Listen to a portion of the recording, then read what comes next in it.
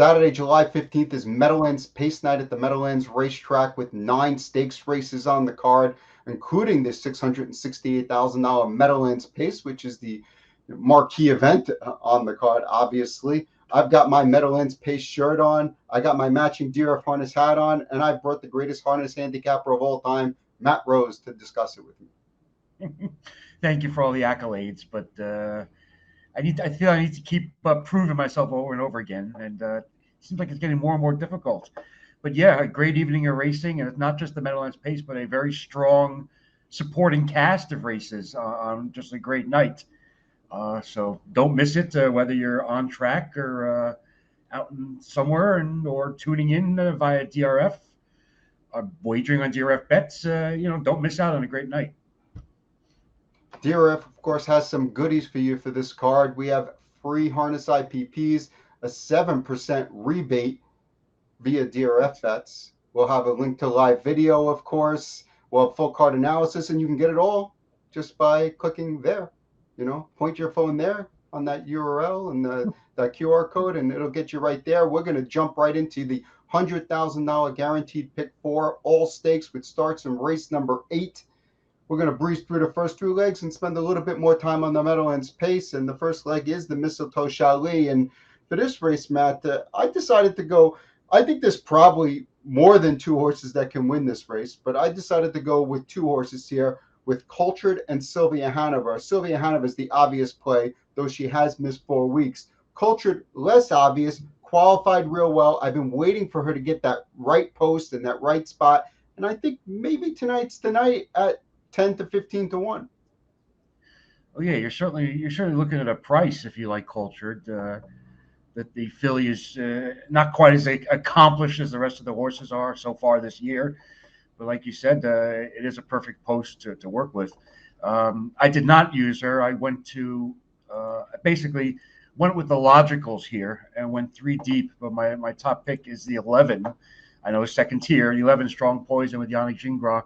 The Ron Burke trainee only has 1 start this year over at Hoosier, and she overcame, not the best trip to score there right off the bench. So you figure she can handle this adversity while starting from the second tier. Hopefully she gets away somewhere close to the front or mid pack. And I think she's as good and sharp as coming to this race as anybody else.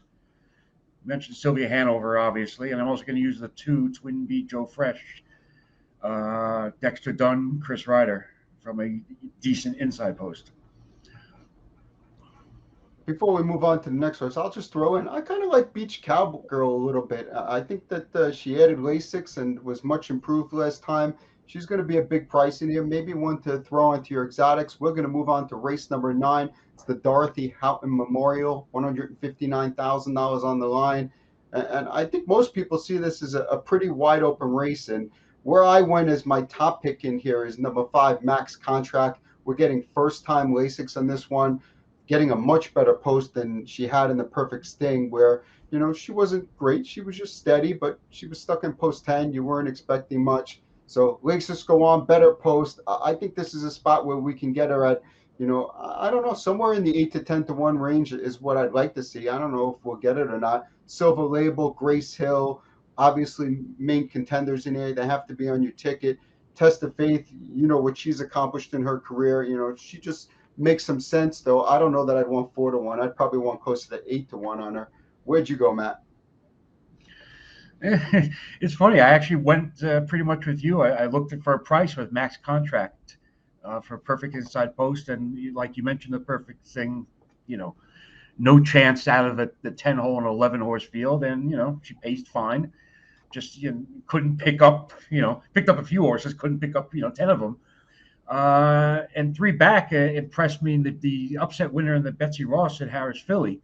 So even though that was kind of a wild finish, she proves that she can go with this group of mares. So I'm going to look at her at a probably a little less than 10 to 1. I agree with you. I'm also going to use Test of Faith just because she's Test of Faith, and if Dave Miller can not get away last in this 11 horse field and maybe find a mid pack post or get moving in the flow early, you can't count her out. And Grace Hill. The one and the two are both logical. Canadian-based horses, or at least racing great in Canada. And I went with the Grace Hill is also my third choice.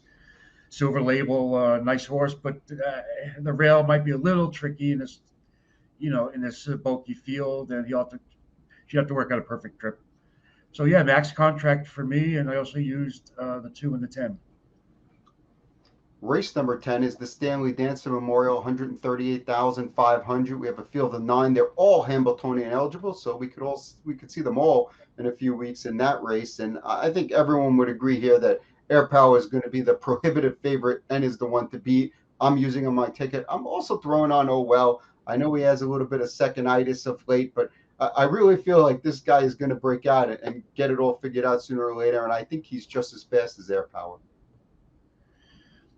Yeah, I'm in agreement. And actually, my top pick would be Oh Well, to maybe upsets at 3-1 or 7-2 or something like that. Both the Marcus Melanda trainees, they do make the most logical sense in this race, without a doubt. And I'm in agreement. I went 2-7 here as well. Obviously not looking at a big price here, but maybe I can get Oh Well on top and knock out some of those tickets. Now we move on to the big dance. It's race number 11 on your card. It ends this pick 4. It starts a new pick 4, $668,000 Meadowlands pace. And the race clearly goes through Confederate. On paper, he's 6-5 on the morning line. He's probably going to be somewhere between 4-5 and 6-5 when the race goes off. We're going to take a look at the replay last week of his victory, and you see he's swooping to the lead there. And really the question I think I want to ask you and ask everyone is, at the end of this mile, was he pulling himself up or was he just wrapped up, Matt? You got to assume he was just pretty much wrapped up. I mean, how much faster did he have to go? How much? I mean, he did what he had to do. He swoops to the lead. A couple of little reminders there, but I just think he was just on his own. I don't think he was necessarily tiring. With that said, I mean, he's 6-5 on the morning line, and it's going to be a pretty significant favorite. Does he really lay over this field that much that he deserves odds-on favoritism?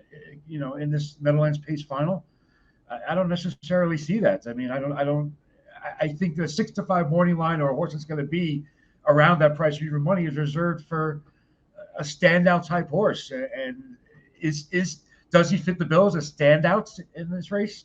I don't think so.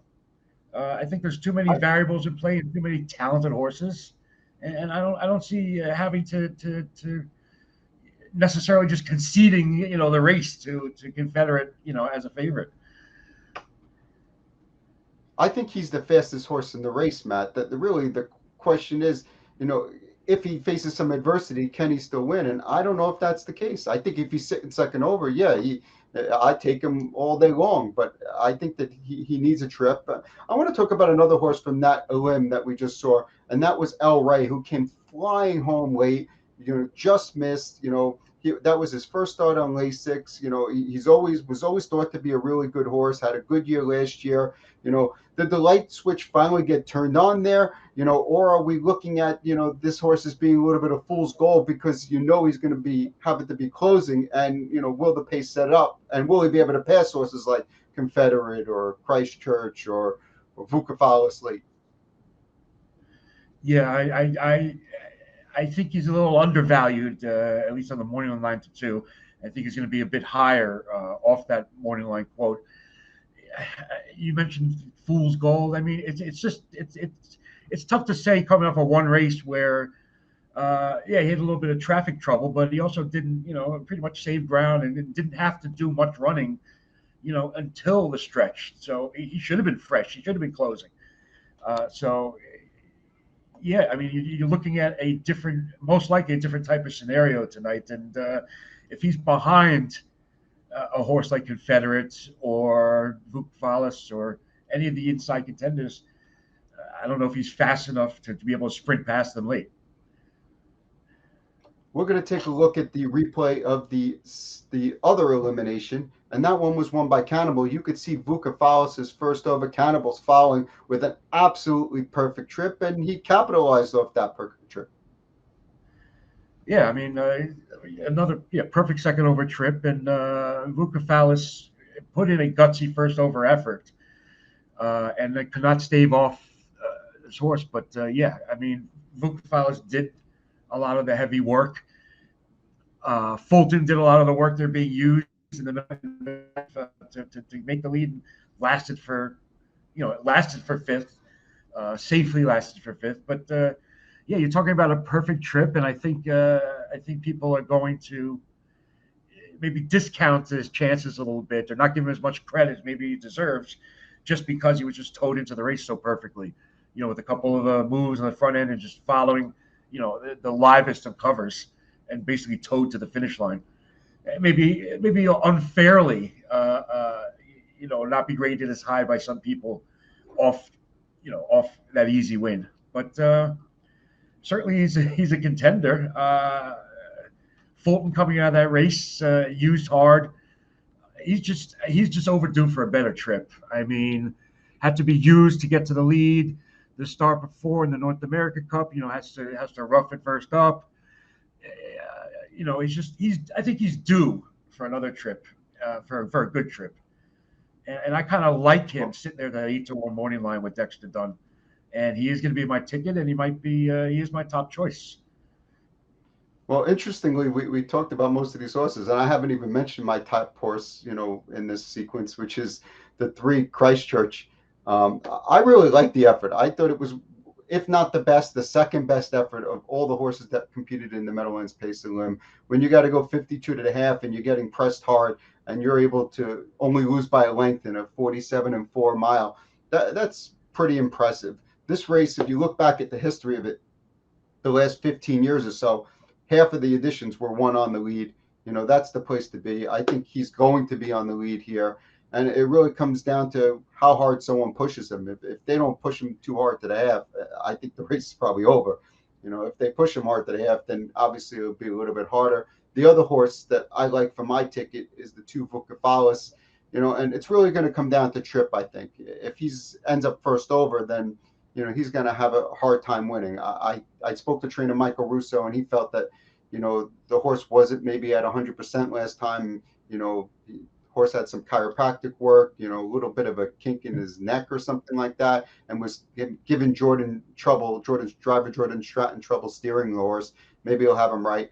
I'm not really, that's all aside. I know this horse is a fast horse. If he's sitting second over and Confederate's third over, I think Vukafalis wins the race. Will it end up like that? I don't know. A lot of it's going to come down to trip, but I went 2 and 3 in here, and we can throw my ticket up on the screen, and you could see my ticket as a whole. It's a $16 ticket, ending with the Meadowlands Pace 2 and 3 here, and I'm taking a little bit of chance. I'm not using Confederate, but I feel like Confederate's a horse you have to play against as the favorite. He's a horse that could definitely win. He's a horse that should be the favorite, but he's not a horse I want to bet as the favorite. What do you got to say, Matt? Listen, I agree with everything you said. It goes back to what I originally said when we were talking about Confederate. Does he lay over the field that much? When we're talking about Fulton, he can get a better trip. Vukafalis can win with a better trip. Christchurch, better trip. All comes down to trip, which of course is true. So, why take a short price? On a race that it seems to be evenly matched enough where it could come down to trip. So anyway, I did use him on my tickets, but I also used Fulton and Christchurch, who you mentioned, because coming out of elimination, it's hard not to like his effort in elimination. Just having to park out a big long shot and staying around to the end. Confederate's on my ticket, but I do like Fulton, and at hopefully around the 7-8-1 price, and we'll get it done. We'll see a nice price in the Meadowlands Pace 2023. Well, 14 race card on Saturday. It's obviously going to be a great night of action. I advise everyone to come out to the track and pick up a free Meadowlands Pace shirt. I know my daughter likes it. She usually steals all mine. I just happen to have one left, and Make sure you check it out. 620 post time. Again, 7% rebate on almost all bets. Everything but place and show, 7% rebate via DRF bets. So you want to take advantage of that. Good luck.